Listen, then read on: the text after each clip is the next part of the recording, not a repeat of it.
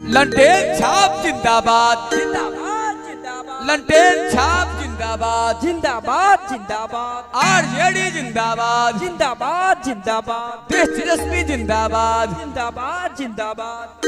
ए मुन्ना भाई, अरे पगला, अभी तो आरजेडी का मतलब सीट गिर गया है, आए सरकार गिर गया है, आप उन्हीं का जयकार लगा रहे हैं।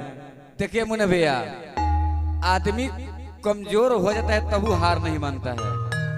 हाँ, तो ये बात है कि हम लोग कमजोर है तब पर भी हम लोग काहे बात मानेंगे, किसी को हार नहीं मानेंगे हम लोग। नहीं नहीं, आपका सरकार अभी गिर गया है। पहले आप ये मुझे बताइए कि लमटेन छाप को मतलब लेकर आप आ गए हैं और वो भी आपको दिखाई नहीं देता है।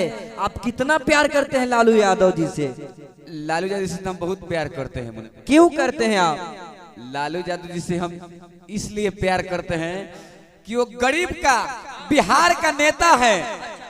और जो कि पहले मुन्ना भैया आप देखते थे कि जाति पाति में भेदभाव रहता है कि रहता था मेरे भाई। लेकिन यही हमारे लालू चाचा जी हैं कि जात पात सबको एक कर दिया। तो आप लालू जी से बहुत ज्यादा प्यार करते हैं, लेकिन कभी आपको लालू यादव मतलब उनके घर के लोग आए नहीं, आपको सपोर्ट नहीं किए, क्या मतलब निकलता है यार? सपोर्ट घर आने से नहीं होता है, अरे वो कभी जरूर आएंगे। अच्छा ये बताइए, आप लालू परिवार से हैं? जी, शान है आपको ना जी। क्या बात? हमारा लंटेन छाप है और ये लंटेन मेरा बिहार का शान है। लमटेन छाप तो बढ़ गया, अब देखिए बढ़ रहा है कि नहीं। अब भी इलेक्शन में बढ़ जाएगा ना? जी बढ़ेगा। वाह, अरे ये हो लागल रहा ऐसा ही बजा। अरे बात ही अरे झुमा हो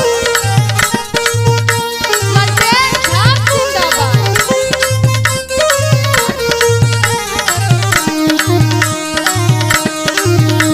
लंटेन छाप जिंदाबाद जिंदाबाद जिंदाबाद लंटेन छाप जिंदाबाद जिंदाबाद जिंदाबाद आरजेडी जिंदाबाद जिंदाबाद जिंदाबाद। आरजेडी के कबहू टूटी नहीं शान रे, आरजेडी के कबहू टूटी नहीं शान रे।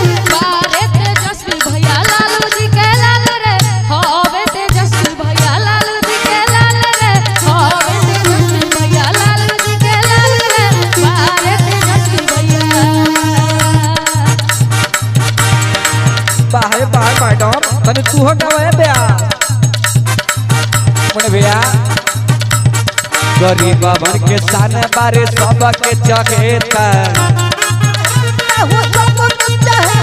गरीबवन के शान बारे सबके चहेता। और वीर केहू दिल लागी देता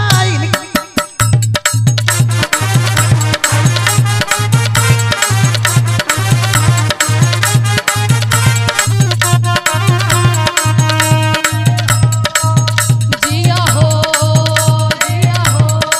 लंटेन छाप।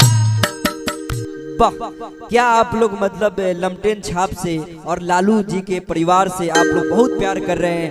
देखते हैं अबरी इलेक्शन में आप लोग कितना प्यार देते हैं, और कमेंट बॉक्स में आप लोग लिखिए कि इनका ज्यादा सपोर्ट कर रहे हैं, है ना? आप लोग जैसे भी लिखिए आप लोग, लेकिन कमेंट बॉक्स में जरूर लिखिएगा।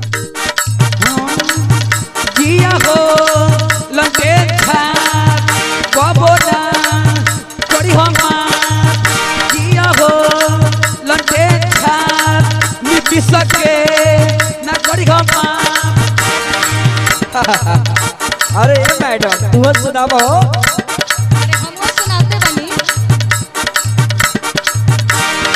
आरजेडी छोड़ी तू तो बीजेपी के धरेला, काहे नीति से चाचा एने ओने करेला।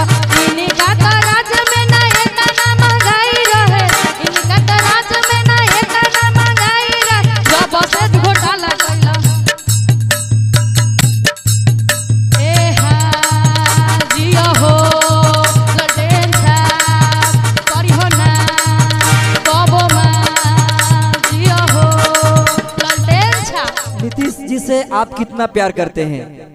देखिए, नीतीश जी से हम पहले बहुत, इनको से भी प्यार हम तो पहले करते थे, लेकिन मेन बात है कि पलटने वाला ये सब कौन बात है भाई? आए पलटने वाला इंसान से प्यार नहीं करते हैं। नहीं, आप एक जगह रहिए, आपका वैल्यू मिलेगा, कतई इज्जत मान सम्मान सब मिलेगा आपका। क्या बात है, नीतीश चाचा पे बिल्कुल गुस्सा हो गए हैं दीपक सूरदास जी, है ना? कबो नाही बुद्धि ललटनिया के जोत रे, कबो नाही बुद्धि ललटनिया के जोत रे, पलटू चाचा के कोई करे ना सपोर्ट रे। लालू जी के राज में ना इतना महंगाई रहे, लालू जी के राज में ना इतना महंगाई रहे, पलटू चाचा सीएम भइले तबे महंगाई कइले, पलटू चाचा सीएम भइले तबे महंगाई कइले, पलटू चाचा सीएम भइले।